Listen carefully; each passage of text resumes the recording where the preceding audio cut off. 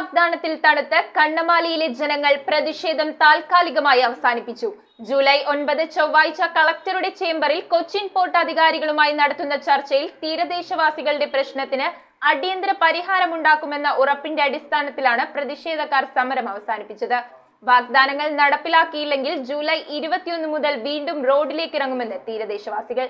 Cochin port dredge ചെയ്യുന്ന മണ്ണ് ലഭ്യമാക്കി ചെല്ലാനം കൊച്ചി തീരം പുനർനിർമ്മിക്കണമെന്ന ആവശ്യമുന്നയിച്ചാണ് ചെല്ലാനം കൊച്ചി ജനകീയ വേദിയുടെ നേതൃത്വത്തിൽ നാട്ടുകാർ റോഡ് ഉപരോധിച്ചത്. വലിയ ജനരോഷം ഇരമ്പിയ പ്രതിഷേധത്തിൽ നിരവധി ആളുകൾ പങ്കെടുത്തു. കൊച്ചി തഹസിൽദാർ, ഡെപ്യൂട്ടി കളക്ടർ എന്നിവർ സ്ഥലത്തെത്തിയെങ്കിലും പ്രതിഷേധക്കാർ യാതൊരുവിധ ചർച്ചയ്ക്കും തയ്യാറായിരുന്നില്ല. പ്രതിഷേധം ശക്തമായതോടെ മുഖ്യമന്ത്രിയുടെയും മന്ത്രി പി രാജീവിന്റെയും ഇടപെടലിനെ തുടർന്ന് ജൂലൈ 9 കളക്ടറുടെ ചേംബറിൽ യോഗം ചേരാൻ തീരുമാനിച്ചു. കൊച്ചിൻ പോർട്ട് അധികാരികളുമായി നടത്തുന്ന ചർച്ചയിൽ ചെല്ലാനം കൊച്ചി ജനകീയ വേദി ഭാരവാഹികളെ ഉൾപ്പെടുത്താമെന്ന ഉറപ്പിന്റെ അടിസ്ഥാനത്തിൽ പ്രതിഷേധക്കാർ താൽക്കാലികമായി സമരം അവസാനിപ്പിക്കുകയായിരുന്നു.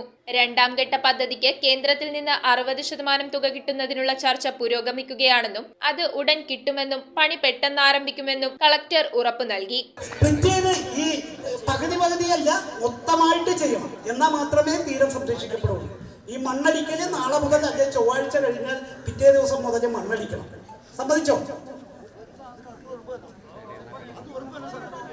മണ്ണടിക്കണം.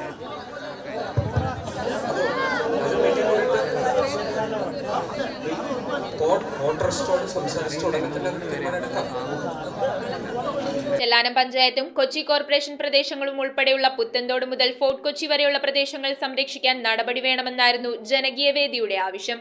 ഉറപ്പു നൽകിയ വാഗ്ദാനങ്ങൾ നടപ്പിലാക്കിയില്ലെങ്കിൽ ജൂലൈ 21 മുതൽ വീണ്ടും റോഡിലേക്ക് ഇറങ്ങുമെന്നും തീരദേശവാസികൾ പറഞ്ഞു. News bureau, Kochi. കമ്പ്യൂട്ടറിൽ നിങ്ങളുടെ കാഴ്ച പരിശോധിക്കുവാൻ ക്വാളിഫൈഡ് ഒപ്ട്രോമെട്രിസ്റ്റിന്റെ സേവനം ലഭ്യമാണ്. KR opticals, near federal bank, Palluruthy. Specs world, opposite TB hospital, Karuvelippady. KR opticals, combustion മുക്ക്, കുമ്പളങ്ങി.